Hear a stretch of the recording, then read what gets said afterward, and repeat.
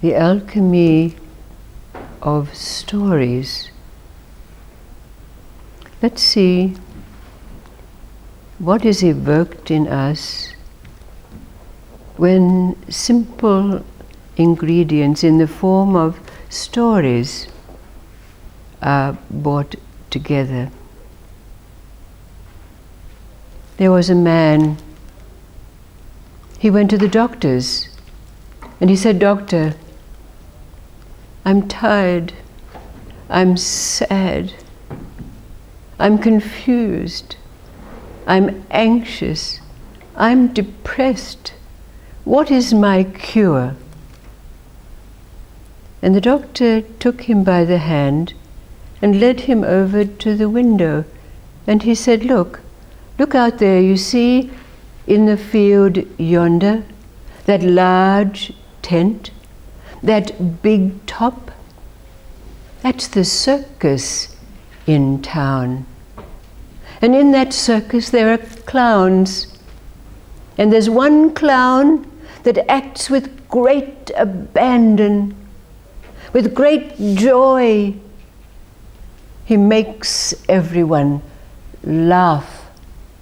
Go, witness this clown and learn the way of joy and abandon and laughter. The man turned to the doctor and said, "But I am that clown."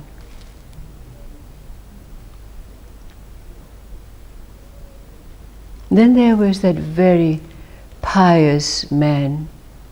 Oh, he loved God. Every day he supplicated himself and prayed to the Lord. How can I show my love for you?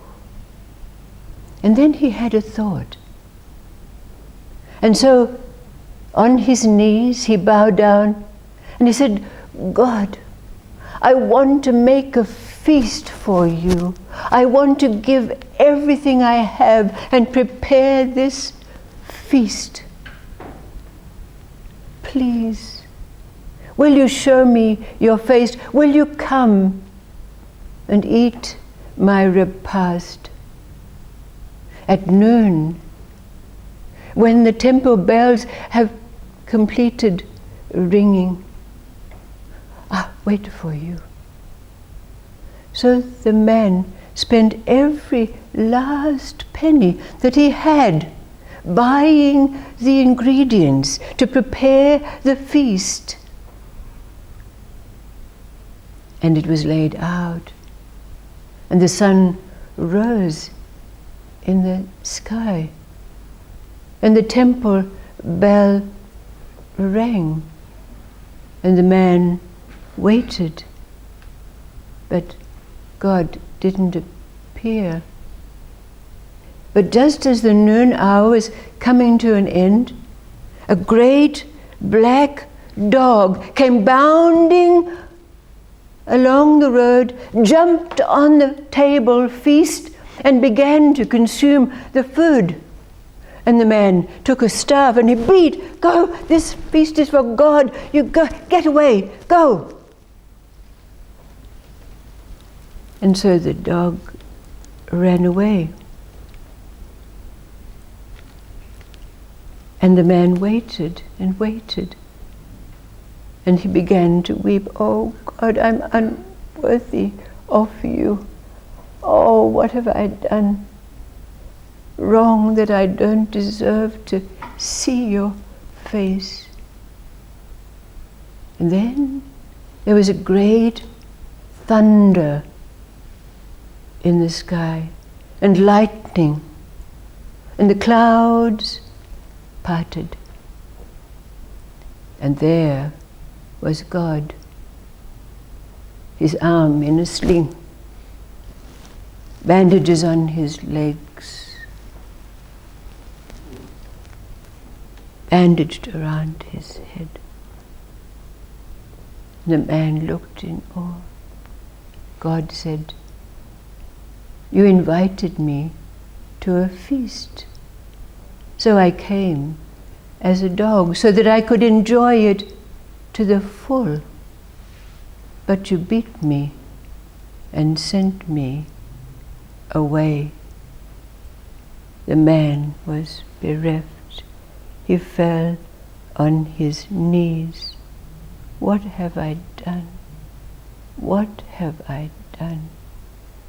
But then a strange thing happened. God began to laugh. And he laughed. And as he laughed, the sound of God's laughter rolled over and into the man. And as he looked, the image faded, and all that remained was a thunderous sound rolling through him, over him. Then there was peace and silence.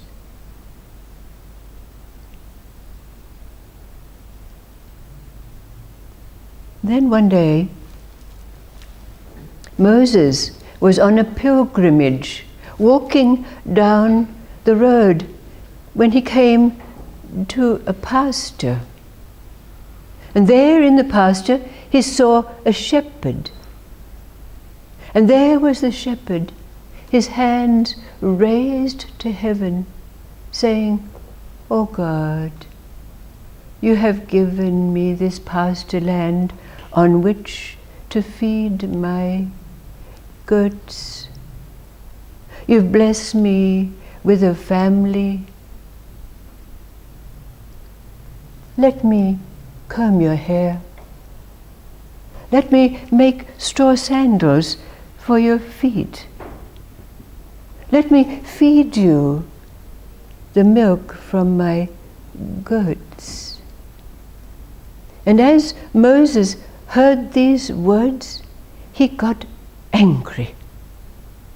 And he strode over to the shepherd, and he said, "What blasphemy is this? Do you think that God is some man that you can comb his hair and make sandals for his feet?" And the poor shepherd was shattered. Tears began to roll down his cheeks. "Oh, how could I be so ignorant?" But by this time Moses had gone on his way to continue his pilgrimage. But as Moses was sitting down under a tree to rest, God spoke to him. "How dare you? How dare you treat one of my beloveds this way?" He prayed and supplicated to me in the only way that he knew how. So Moses was very chastened and contrite, and he resolved, and immediately rose up from under his tree and made his way back to the field in which he'd encountered the shepherd. But the shepherd was no longer there. So Moses searched and searched until he found the shepherd sitting in silence on the edge of a cliff. And Moses begged his pardon. "I'm so sorry. I'm so sorry." But the man looked up, the shepherd looked up in great serenity, and he said, "No, I thank you for being the instrument, for I am no longer a shepherd. I am no longer a beggar. I am no longer a servant. I am no longer a slave. and he returned to his state of peaceful serenity.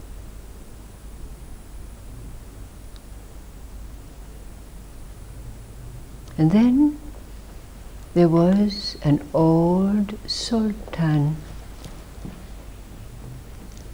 He had groomed his only son to be his successor. But the son became mortally ill. He was lying on his bed, the life force ebbing from his body. The sultan was beside himself. He called for all the doctors and all the physicians in all the land to return his son to life and health. But none were successful. His life was ebbing from him. And then one of the sultan's advisors said, "There is one. There is known of a Sufi sheikh who lives far outside your kingdom. He is known to have great power of healing. Perhaps if you call him, he may be able to restore your son to life." So a messenger was immediately sent, and the sheikh came. But just as he arrived, it seemed that the sultan's son had already taken his final breath. But the sheikh came and stood beside the pallet on which the lifeless body of the sultan's son lay, and gathering himself together, he importuned God. God, I beseech you, I pray to you to restore life to this man. But nothing happened. The lifeless body remained lifeless. But then something in the sheikh transported him into a state which brought forth from him the words, "I demand that life be restored to this being." And the sultan's son began to breathe. He sat up in his bed, restored to life and health. But this created a very great problem, because according to the faith, anyone who stood up and said, "I am that," was an apostate. And the price of apostasy was death. So the sultan was in a very great dilemma. He owed his son's life to this sheikh, but this sheikh had broken the very fundamental law of the faith. What was he to do? And the sheikh said to the sultan, It is a time of great change, but it is not time to break the laws of the faith which is present at this time. Take my head. And so the sheikh was taken and his head was removed.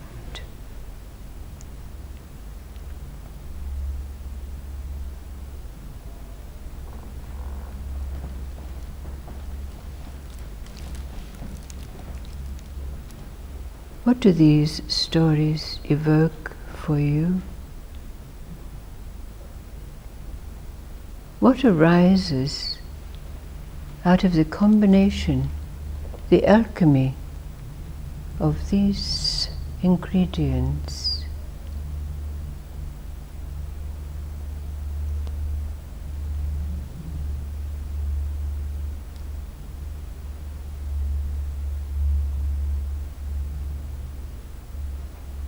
Where are you?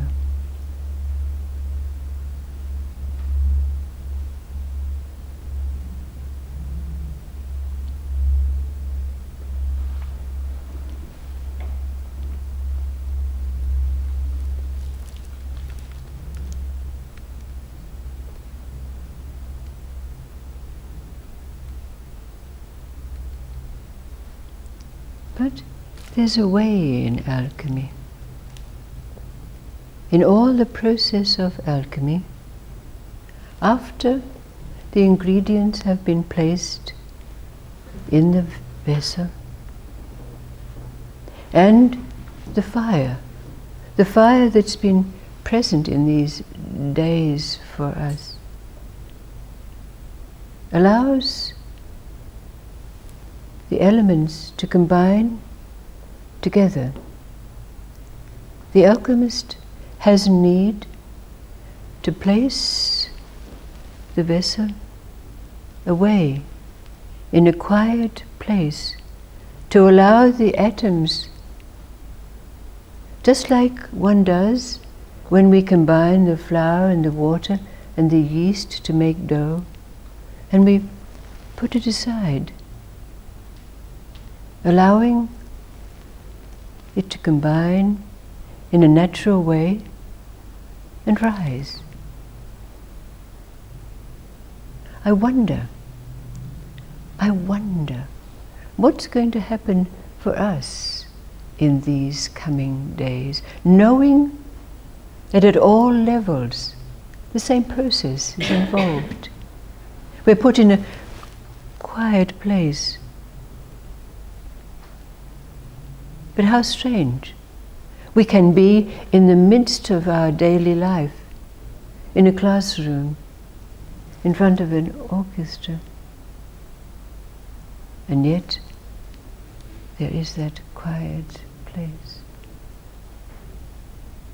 I wonder what it is that's going to arise as awareness after these ingredients combine and the elements of our being settle into their new form.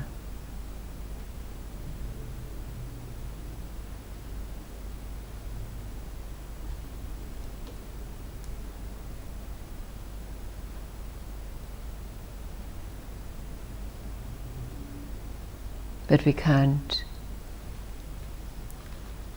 put ourselves outside this creation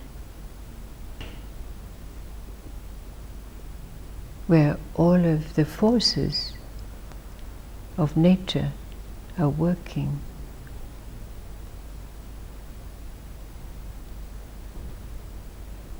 How do we know? How do we know? Using the wonderful Easter story, how do we know when that stone is rolled aside, when we emerge?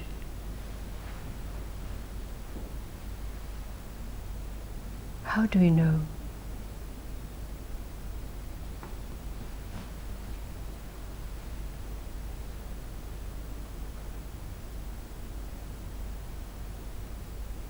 But we do, don't we? Each one of us knows.